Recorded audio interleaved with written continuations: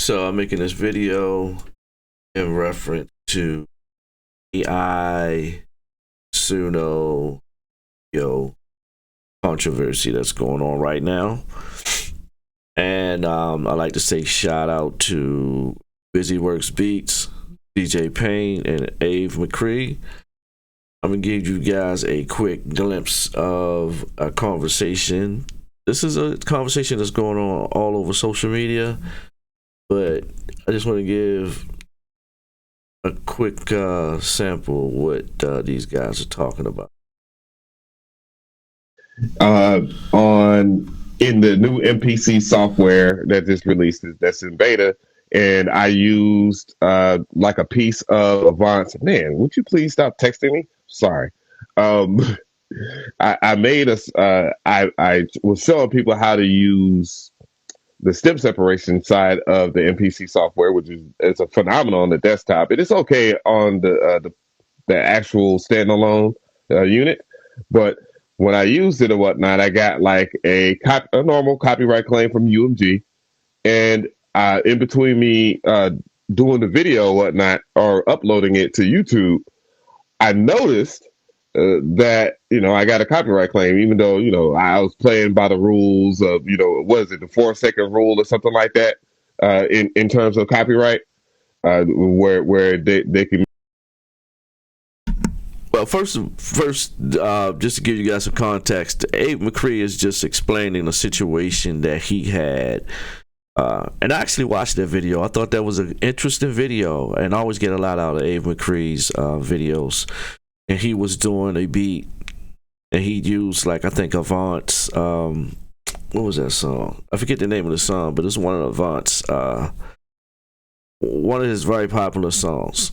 And he just used, like, snippet clips, and I think he even time stretched it, warped it, took it out of the key. I mean, he did all kind of stuff to it, and I didn't even know. So this is even new to me. This part right here is even new to me, because I've heard guys like Bolo and they say like, hey, you can use like some of this stuff, but if it's copyrighted. But if you no, Bolo never said that. He was talking about Splice. If you use Splice. But I think all this ties into using AI samples and stuff like that. So, but he's just giving a personal story on what happened to him. But let me correct that. Bolo never said to use copyrighted material. But Abe McCree was just, playing around, showing people a demonstration on how to chopped. And I think it was a video he was doing on the new MPC 3 desktop software. He was just giving a demo, and he used that. So I just wanted to give y'all some context on that, what he's specifically talking about. Make the full entire claim. I've done it plenty of times on here, but I don't want to snitch because they'll probably just go back and just totally destroy my channel. But I did. I removed the copyrighted material, and then all of a sudden, from removing the copyrighted material, I saw that it was UMG, the UMG copyright claim being removed ended up being a community guideline strike, and I was like, whoa, a community guideline strike? Okay, that's not normal, and so they removed the video. I chose to upload it again with the copyrighted music removed, and they gave me another community guideline strike, and I was just floored. I just couldn't believe it. Right, because the community guideline strikes, they don't really have to explain ever, and this is one of the few cases of somebody using a sample that. Hey, this is good info for YouTubers, especially like me, because I'm like just coming into the YouTube scene, and I do music, and music is so, you have to be so careful with it. That's why most of my videos, I just make my own music straight out of scratch. I may use something from Splice every now and then, but I make my own, and sometimes I've uploaded music from that I created using the MPC, and it would say that some of the material in my video was copyrighted. So you still have to be careful for that. The whole idea and the whole thing is with music, almost everything we use are samples. Even if you're using a piece of gear like a standalone gear, you know, even the sounds that we use, it's all sampled. So, but I want to share this because I want to talk about something at the end of this. So let's get back to it. Actually involves a fair use defense, but of course that's the time that they ignore that part. Yeah, and I think it has a lot more to do with just the times that we're in. You know, with UMG, like someone else told me, it's like, well, yeah, I did something. I was talking about the clip situation, right? They were saying they was talking about the clip situation or whatever, and they got a community guideline strike for that. I was like, excuse me? I was like, you got a community guideline strike for talking about something that's public knowledge, that's not false? I was like, so how? And they said that the content was dangerous. I'm like, so is UMG? I'm not trying to flip the conversation because we're talking about AI or whatnot, which does apply with the AI because it was the AI that basically made the call. It wasn't people at YouTube because I appealed it and then it just came back to me the same night and said, well, guess what? We're not accepting this appeal. And then I sat there and I called my YouTube partner and they was telling me, you know, well, there's nothing they can do about it. And I'm like, bro, that's weird. Like, is UMG really tapped into where they're trying to control what people say now? Mm-hmm. Funny enough that you shared that story. Not funny. Yeah, sorry, DJL. I posted the link in the incognito tab and it kept saying 404 error, but that's the link they used to join. So I don't know why I am not sure. Forgive me. I just don't know why it's not working. It's my first time on StreamYard inviting guests, but, yeah, ironically is a better word enough that one of my first copyright strikes out of all of YouTube. So let me tell a quick story. You know, when I first started YouTube, the only way you could kind of really get popping was to be trendy. And so Jay-Z's, you guys remember Jay-Z's Magna Carta Holy Grail? Yeah. And from my perspective, when it came out, Tom Ford, doom, doom, doom, doom, doom, that was like the hardest beat on the album. And my mom made one small mention and she said, you should make Jay-Z beats or something like that. And for some reason, my brain listened because I rarely listen. And I want to show respect to Ab McCree's family as well. But I listened and I made a Jay-Z's Tom Ford remake and I sampled the original for the bongo because I didn't know how to find it back then. But basically it was a remake with arpeggios and all the drums and everything. And I remade it like step for step. I put it up on YouTube. It got 2 million views. It blew up. I actually got a channel deal, a multi-channel, what's it called? Multi-channel networks. Yeah, I was just thinking the other day. Mm-hmm. And I think it's called Broadcast TV. They recruited me, signed up. I was 18, above 18. They kind of tricked me in a way, but long story short, that was my way of getting monetized on YouTube for the first time. Was this Timbaland beat? They got me too. Right, and here's the sinister part: is they approved of it and let it blow up to 2 million views, and then 2 years later they came back and gave me a copyright strike after they took the monetization from the video. So they monetized it for like 2 to 3 years, and then they came back after they monetized it and then struck my channel over a Timbaland beat. And that's when I first had my run-in with this Timbaland brand. I don't know if he's behind it, but it was a universal, he's UMG, right? Yes. And it was just under that umbrella of thought, like, coming down on the creator type of thought. So if that's my first run-in, you can imagine the second run-in, and I don't want to cut anybody's stories here, but you guys know as a community, and we're live on Instagram. I want to thank everybody on Instagram. We have 30 people in there. We got 70 people in here. We got a lot of people everywhere. And we're going to pull you guys up too. So if you guys are watching, hopefully the link fixes or whatever so that you guys can hop on. I don't know how to fix it though.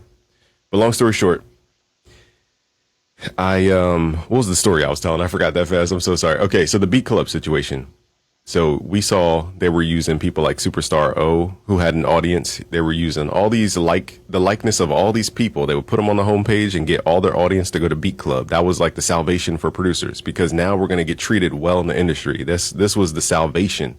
This was finally the gatekeepers are opening the doors. This was my mentor has found me type of scenario. Would you guys agree, or am I being?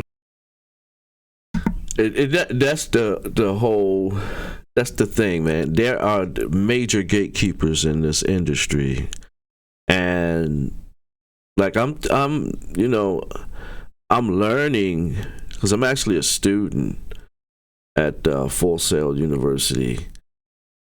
I'm taking up audio production, but I'm a little discouraged with the new developments in the music industry, and I don't necessarily want to be in the music industry. I originally that was my intention, but I'm thinking of probably doing other things because and at the same time because I still love music, so I will still be making music and sharing what I make on YouTube and sharing my process. But I'm not aiming to get into the quote unquote music industry. I just technically I would like to be a content creator, and among other things, I am a DJ, and also I can do mixes for people. And I don't know how long that's going to last because you got AI doing that too. That's crazy. All right, let's listen to some more. And like hyperbolic. It felt that way. Yeah, that was the pitch. That was the pitch.